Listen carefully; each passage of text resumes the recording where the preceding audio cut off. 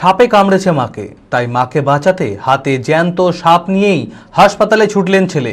সোমবার ঘটনাটি ঘটেছে মুর্শিদাবাদ থানার মাখালতোর গ্রামে। সাপে কামড়েছে দেখে অন্ধবিশ্বাসে ছেলে বিশ্বজিৎ দাস মাকে নিয়ে ওঝার কাছে গেলে দীর্ঘ সময় নষ্ট হয়। শেষমেশ আর সময় নষ্ট না করে জ্যান্ত সাপ হাতে মাকে নিয়ে ছুটে যান স্থানীয় হাসপাতালে। সাপে কামড়ালে একমাত্র উপায় দ্রুত হাসপাতালে পৌঁছানো বলেই বার্তা চিকিৎসকদের। মানসিক স্বাস্থ্যের জন্য সবার আগে যে নামটি মনে ভেসে ওঠে, সুস্থ মনের ঠিকানা মনোবীক্ষণ। যোগাযোগ নাম্বার 7477799513। মায়ের প্রাণ বাঁচাতে হাতে জ্যান্ত সাপ নিয়ে ছুটছে ছেলে। সোমবার মুর্শিদাবাদের সালারে দেখা গেল এমনই এক চিত্র।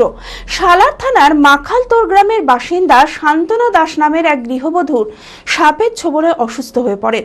মুহূর্তেই তার ছেলে বিশ্বজিৎ দাস সাপে কামড়েছে দেখে তড়িঘড়ি মাকে সাথে নিয়ে কোনো রকমে পৌঁছান স্থানীয় এক ওঝার কাছে।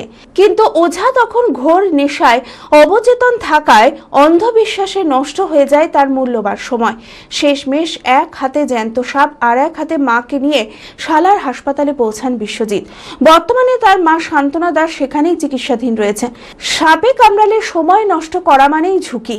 তার একমাত্র উপায় দ্রুত হাসপাতালে পৌঁছানো বলে বার্তা চিকিৎসকদের। ওই সাপে কেটেছে নাকি জানি না। সাপে কাটা দেখেছেন?